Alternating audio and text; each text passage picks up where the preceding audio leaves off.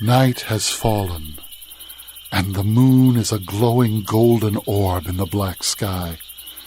See how it shines on the dark back roads of America, and on one road in particular. Come with us, and we'll take a walk down the moonlit road, for the night is waiting,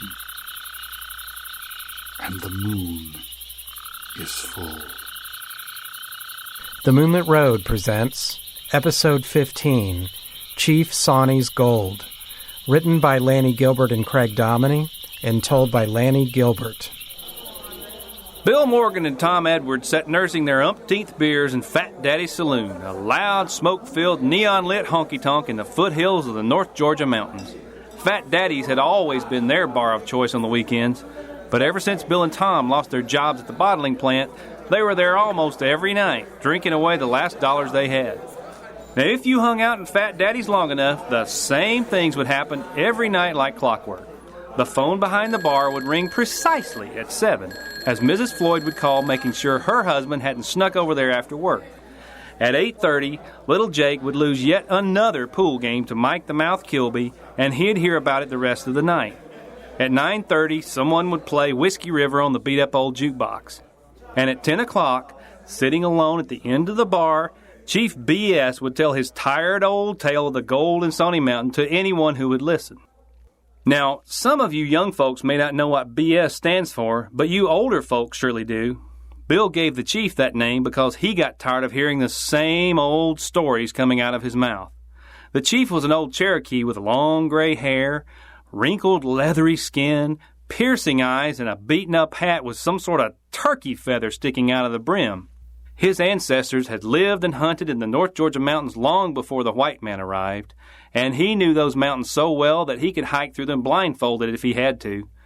That didn't matter much to the good old boys at Fat Daddy's, who considered the chief a weird outsider. But maybe it was their dire employment situation that led Bill and Tom to suddenly pay attention to the chief as he told his story to another unsuspecting drunk. He always started his tale by talking about the Trail of Tears and how Chief Sawnee, one of the most respected Cherokee leaders in Georgia, refused to go. Instead, Chief Sawnee hid in the North Georgia mountains with his loyal braves, and when he died, he was buried in the mountain which now bears his name. According to the story, he was also buried with a large stash of gold coins, which his remaining braves buried with him. This was the part of the story where everyone in the bar would laugh at the old man and tell him he was nuts. It's true, the chief insisted. The gold is buried with Chief Sawnee deep in Sawnee Mountain, but it's protected by his spirit. I can tell you how to get there, but I'd never go in myself. I don't need gold bad enough to have a ghost hounding me for the rest of my life. Well, maybe the chief didn't want the gold that badly, but Bill Morgan certainly did. He moved 2 bar stools down toward the old man and said, "Tell you what, Chief, you draw me a map, and I'll go up and get that gold. I'll even give you a cut of it." Tom looked at his friend in disbelief. "I ain't going bushwhacking up there on some wild goose chase," he said. Bill put his arm mockingly around the chief and grinned a phony grin. "It ain't no wild goose chase, is it, Chief? That gold's up there, and we're gonna get it." The chief took a long contemplative swig of beer, then looked at Bill with his black, piercing eyes. "You two church-going men?" he asked. "What difference does that make?" asked Bill with a chuckle. "Like I said, the gold is protected by Chief Sawnee's spirit," the old Cherokee answered. "If you go in there, you got to go in with a pure heart. So a church-going man will stand a better chance with the spirit than a sinful one." Bill rolled his eyes, grabbed one of the bar napkins, and said, Yeah, whatever. Draw some map on this napkin, and we'll go see if your story's true or not." Then, winking at his friend Tom, he whispered, "If Chief B.S. is right, we're going to be rich this time tomorrow. Besides, what do we got to lose?" After the chief had drawn the map, Tom followed Bill as he staggered out of the bar. Bill tossed his keys to Tom and said, "You drive. I'll show you where to go." "You can't be serious," answered Tom. "Come on, you're drunk. There ain't no gold up there. Besides, it's dark out." But Bill wouldn't be swayed. "Come on, I need your help. We'll just take a quick look, I promise." Now, Tom knew he had done plenty of stupid things himself after one too many beers. And his friend Bill had always been there to bail him out of trouble. So, with a heavy sigh, Tom grabbed a couple of flashlights from the back of his truck and said, "All right, which way do we go?" For hours, it seemed, Tom drove Bill's truck up the curvy two-lane road that led up into the highest elevations in North Georgia. The lights from town disappeared, and soon they were enveloped in darkness, alone on the road, with only the intensely bright stars above keeping them company. In fact, Tom had never seen stars so beautiful and bright. Or perhaps he was always too busy to notice them. Maybe those Cherokees back then didn't have it so bad after all, he thought to himself. "There it is!" Bill suddenly screamed. Tom slammed on the brakes and looked where Bill was pointing. On the side of the road stood a wooden, unoccupied lean-to with a big black pot inside.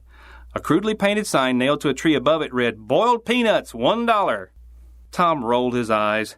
These tourist traps were a dime a dozen up in the hills, especially in the fall when the leaf watchers drove up in their shiny SUVs from Atlanta.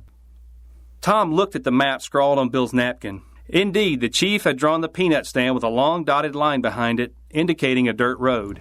Tom turned onto the dirt road behind the peanut stand and plunged deep into the dark forest. For several miles, the dirt road was in surprisingly good shape, but then it suddenly worsened, with Tom's truck rocking violently in the deep ruts. Thick clouds of dust blanketed Tom's headlights, obscuring what little of the road he could see. It was obvious that no one had been down this old hunting road in years. Tom was just about to turn around when the road suddenly dead-ended into a thick, impenetrable wall of old-growth trees. Bill looked at the map clutched in his sweaty hands, grinned, and said, "We're here!" "Where's here?" Tom thought to himself as they exited the truck. The woods surrounding them were pitch black and silent, save the loud crickets that seemed to be everywhere. Tom followed Bill as he plunged into the old-growth forest, the trees wider and taller than anything he had seen before. The ground rose up steeply before them, and all the beer Tom had consumed that night quickly perspired from his body. He was now totally sober, wondering what in the world they were doing out there. Panting and exhausted, Tom rested against a tree. After a few minutes passed, he noticed that Bill's flashlight beam had disappeared. He called out Bill's name, but only the crickets answered him. "Bill?" He called out again, but there was still no answer. Now worried, Tom cried out as loud as he could, "Bill!" Bill's faint voice drifted back from somewhere in the darkness. "Hey, man, I'm over here. Look over. Ah!" Tom frantically ran in the direction of Bill's screams, his flashlight beam bouncing off the ominous trees. He screamed his friend's name over and over, but only the mocking crickets called back. Then, his flashlight beam cut across a small cloud of dust floating in the distance. He ran in that direction only to suddenly freeze in his tracks, his eyes widening. A few inches from his feet was a yawning black hole, leading straight down into black, uncharted darkness. "Tom, you up there?" screamed Bill hoarsely from somewhere in the dark depths. Tom pointed his flashlight into the hole, revealing a rocky pit nearly 50 feet deep. Bill looked up at him from the bottom, a bleeding gash on his face, but he was standing. He then gave Tom a boyish grin and said, "Look here what I found!" Bill turned on his light, and Tom could see that he was standing in some sort of cavern entrance, with numerous holes in the wall leading God knows where. In the dancing beam, he could also see eerie paintings on the walls, pictures of the universe, of animals, of warrior figures, and strange tribal masks.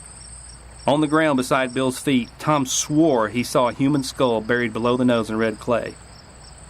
But it was what he saw next that made his jaw drop. Sparkling in Bill's flashlight beam was a dirty burlap sack filled with gold coins. Bill looked up at Tom and grinned. "What do you know?" he said. "The engine was right." They wasted no time hauling the bag of gold out of the pit and running back through the woods. Bill had sprained his ankle slightly in the fall, but that didn't stop him from making a beeline toward the truck. As they roared back to town, they whooped and hollered out the open windows, listing all the things that gold was going to buy them. Sports cars, motorcycles, beach houses, beautiful ladies. But they agreed that the first thing that they would do is march right back to that bottling plant and tell their old boss to... Well, you can imagine the rest. Several days passed after their discovery, and Tom became concerned that he hadn't heard anything from Bill since then. Tom's phone calls to Bill's home went unanswered, and nobody at Fat Daddy's had seen him, which was very unusual. Had Bill left town with his share of the gold? So one day, Tom drove over to Bill's place to check up on him. Bill lived in an old trailer home on some barren and overgrown family farmland several miles out of town. He saw Bill's truck in the driveway, went up to the door and knocked, but there was no answer. He then tried the doorknob and was surprised when the door suddenly creaked open. Tom's stomach turned as he was greeted by an awful smell, worse than any barn or latrine he'd ever run across. Covering his nose and mouth, he walked cautiously into the trailer. He noticed a light burning in Bill's bedroom. He walked over to the door and peeked inside. What he saw next froze his blood. There was Bill, lying on his soiled bed, horrifyingly thin, his eyes bulging out of his pale, skeletal face. Tom could see Bill's exposed rib cage underneath his filthy shirt, heaving up and down with each pained breath. "What happened to you?" Tom blurted out, but Bill didn't answer. "Can you hear me?" Tom asked. Again, Bill didn't answer, but instead rolled his eyes as if directing Tom toward his bedside. Tom moved toward him and leaned close to Bill's face, and in a painful, hoarse whisper that took every ounce of his strength, Bill said, "He won't let me get up." Tom grabbed Bill's arm, but it wouldn't move, as if it were superglued to the bed. He tried his other arm and his legs, but still he wouldn't budge. Tom knew that Bill was too frail to resist him. Something else was holding Bill on the bed, something powerful and invisible. Tom lunged for the phone to call for help, but it was dead. Frantic, he ran into the kitchen, heated up a bowl of canned soup, then brought it to Bill's bedside with a glass of water. But Bill spit up everything Tom tried to put in his mouth, his eyes deliriously rolling back in his head. As Tom watched his friend suffer, his mind suddenly crossed that line between the real and the surreal. That moment when you finally realize you don't really know everything about how this world operates, and anything is possible. So without thinking, Tom grabbed Bill's share of Chief Sawnee's gold, still sitting in the burlap sack in the closet. He then rushed home, grabbed his share, and sped back up into the hills, past the boiled peanut stand, down the old hunting road, through the creepy old-growth forest, and up to the edge of the deep pit. And with tears in his eyes, he called out to the skeletal remains below, "I'm giving you back your gold, Chief Sawnee. I don't need it, and I'm sorry I took it. I'll never bother you again. Just let my friend go, please. He's my only friend in the world, and that's the only thing that matters to me, I swear." And with those words, he tossed the bags of gold coins back in the pit. Then, using his bare hands, he shoveled dirt and rocks and branches, anything he could find over the hole so no one else would ever find it. He then bolted back to his truck and sped back towards town. Tom knew that he had to find a phone fast, and the closest one was at Fat Daddy's a few miles away. The sun was quickly setting over the hills, and he knew that Bill didn't have much more time. Tom knew he'd get strange looks wandering into the bar with his filthy clothes and cut, bleeding hands, but he would find a way to explain that later. When Tom finally roared into Fat Daddy's parking lot around 10 o'clock, he was surprised to find it empty. The lot was usually full on Saturday night. Maybe they closed early, Tom thought fearfully. Tom was relieved to find the door unlocked. He ran inside the bar and found it dark and empty. He ran behind the bar, grabbed the phone, and dialed Bill's sister in a neighboring town. She picked up her cell phone after one ring. "Bill's been rushed to the hospital," she said in a panicked voice. "He called me a few hours ago and said he couldn't get out of bed. The doctor says he's lucky to be alive. Now I'm trying to get Mom on the phone. He looked awful, Tom. What's happened to him? Do you know?" Tom couldn't answer. But the news of Bill's condition sent waves of relief through him. He assured her that he would head straight for the hospital, then hung up the phone. "You've been up to Chief Sawnee's cave, haven't you?" said a sudden voice from the darkness. Tom nearly leapt out of his skin. Sitting at the bar was old Chief B.S. nursing a beer. "What do you know about it?" was all Tom could say. The chief took a long, contemplative swig of beer, stared at Tom with his piercing eyes, and then said in a voice that seemed deeper and older than the one Tom had heard so often, "That gold isn't going to do me no good. You're welcome to it. But I told you to accept it with a good heart. That's all I ask. Now use it that way, or I'll come back to see you again." With that, the chief polished off his beer and strolled leisurely out the door. Tom looked at the chief's bar stool. Sitting there was the dirty burlap sack of gold coins that Tom had thrown into the pit hours earlier. Tom could hardly believe his eyes. He then charged out the door to find the chief, but only the stiff evening breeze rolling off the North Georgia mountains greeted him. The chief had vanished into the night. And in the years that followed, as Tom and Bill both married and finally settled down, Chief B.S., or Chief Sawnee as they called him to anyone who would listen to their crazy stories, was never seen in those parts again. That concludes this tale from the Moonlit Road. Be sure to visit our website at themoonlitroad.com to find out more about our stories and let us know how we're doing. The Moonlit Road is produced and directed by Craig Dominey, recorded and soundscaped by Henry Howard in beautiful Stone Mountain, Georgia. Thanks for listening, and we'll see you next time.